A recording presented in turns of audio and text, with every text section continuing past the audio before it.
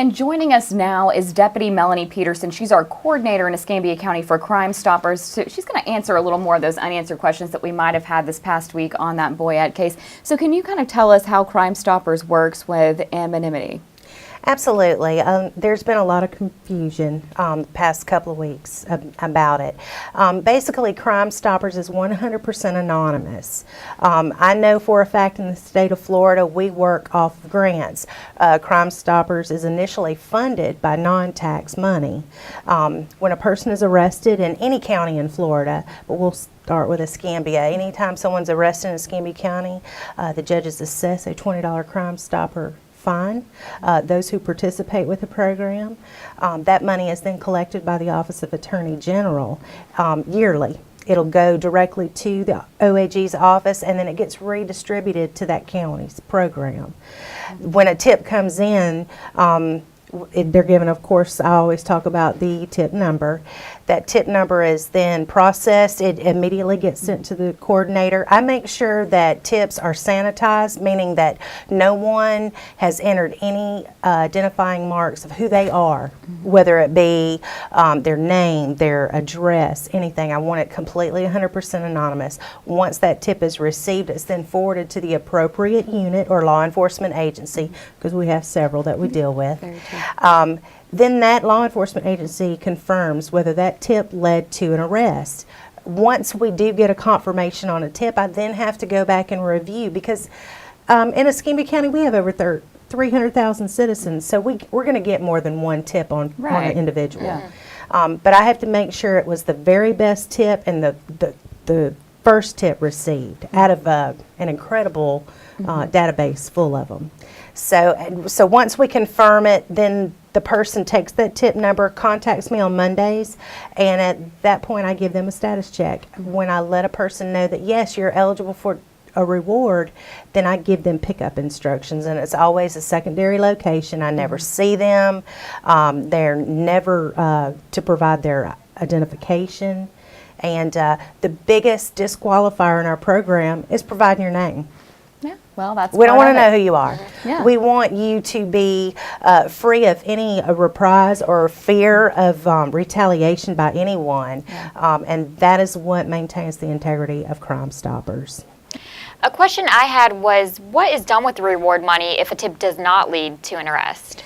Okay, well, again, as I explained, we do work off of a fiscal budget, and any monies that is not spent throughout the grant year towards rewards, it's immediately rolled over into the following year. Okay. So that is completely separate. It just keeps rolling over. But we do, our whole goal is to spend that money on rewards, and you know, like I always say, crime doesn't pay, but we do. So. And then here in Escambia County, if a tip leads to an arrest, we pay out, especially in this Boyette case. We paid out. We will. Absolutely. And I do want to remind everybody that it is one tip that gets paid per case. I cannot pay multiple people, but the one disqualifying thing is that, you know, it does take time to review those tips. I do have to make sure and have to confirm that that specific tip led to an arrest, because we're audited. Right. We're audited by the Office of Attorney General at any time at their choosing. So. And then that's a great kind of opening for what are some of the things that do disqualify you from receiving that award? Well, definitely, like I'd mentioned, identifying yourself, giving me your name, calling my office line at the sheriff's office and requesting me to call you back. I never do, and I always let them know that on wanted fugitives. I can't call you back. You know, you've already disqualified yourself. Another thing, contacting law enforcement first. You have to contact Crime Stoppers and get that tip number. We actually do the legwork. Our call center is set up that once you call Crime Stoppers and you see someone or you can locate a wanted fugitive that you know of, they contact the law enforcement agency in that area for you. There's very little legwork. And a lot of times people will contact a program and say you lived in Okaloosa County, but you have a tip. You accidentally call my program. I'm going to forward that tip for you. So that tip number, that number that you were given is going to be forwarded to that agency, and they will collect it. Once an arrest is made in that county, then they'll pay you. because they have your tip's already been forwarded. But the main thing is to get that tip number, because you have to go through Crime Stoppers to be eligible for our reward. And something we were talking about, 911 versus Crime Stoppers, and how instantaneous that tip is forwarded. I mean, I think people are worried, well, I need to call 911 right now, but as soon as they call that Crime Stoppers number, it's already being put in the system. Yes, once our call takers enter their tip, therefore, there's no need to contact 911. And I'll tell you the biggest reason why. Our tipsters are protected by Florida statute, which means they cannot be subpoenaed for their records. They cannot be identified. But a 911 call, as we all know, is a recorded line. So you're not anonymous. We can trace your call, and that totally goes against the integrity of our program. Our program is for anonymous tips. But of course, if it is an emergency and you need somebody right then, don't call Crime Stoppers, call 911. Absolutely. And I always tell everybody, you don't have to call us first.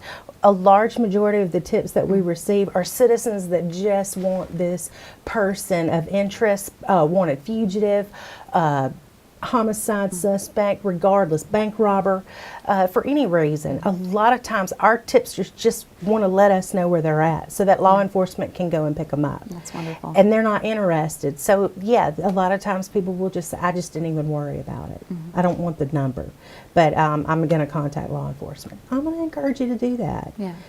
But for those that want that reward with Gulf Coast Crime Stoppers, have to get a tip number. You have to follow the rules. Right.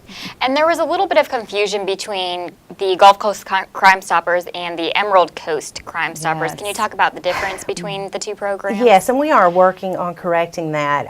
Gulf Coast Crime Stoppers is it's a tricky program name, because that could, for most of us that have lived here all our lives, that could be all along the Gulf Coast, which could include Louisiana, Texas, Mississippi, Mobile. But each county, Emerald Coast is actually Okaloosa County. Santa Rosa Crime Stoppers is, of course, services all the citizens of Santa Rosa.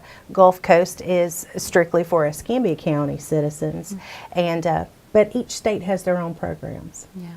But you cannot worry. Like I said, I get tips from everywhere, all over the U.S., and I forward them. I forward them to the appropriate agency and Crime Stopper programs. So I do all the legwork for them. So bottom line, as long as you call a Crime Stoppers program, you're fine. Your tip will get forwarded. Yes, your tip will get forwarded. And a lot of times, people do worry about the lapse in timing, but once that tip is closed out, and I can speak for my call center, other programs, of course, have different ways of doing things, but I know for our program, once our call center closes out that tip, it gets forwarded to me, and I get it pretty much as close as real time as you can get. Yeah. Can we talk about the ways that you can contact our Crime Stoppers here? Absolutely. The most common is, of course, 433-STOP. That's our 24-hour-a-day call center. You can also text your tip to Crime Stoppers at 274-637 or crimes. And we also have a webpage. You can go to www.gulfcoastcrimestoppers.org. In the right-hand corner of that page, you can click on Submit a Tip, and it will literally walk you through the process. Or those who have an iOS or an Android device can go into their App Store and upload Tip Submit. So, you have 4 convenient ways. All 4 ways you're going to get that number, and you hang on to that number, because that's the key. Don't lose it. Yes. Don't lose it, because if you lose it, there's no way for me to tell, because again, you're 100% anonymous. All right. Wonderful. Thank you for joining us and answering some of these questions. No I know it's been a problem. hot topic the past couple weeks, but we appreciate you being here. And again, if you do have a tip, that number is 433-STOP.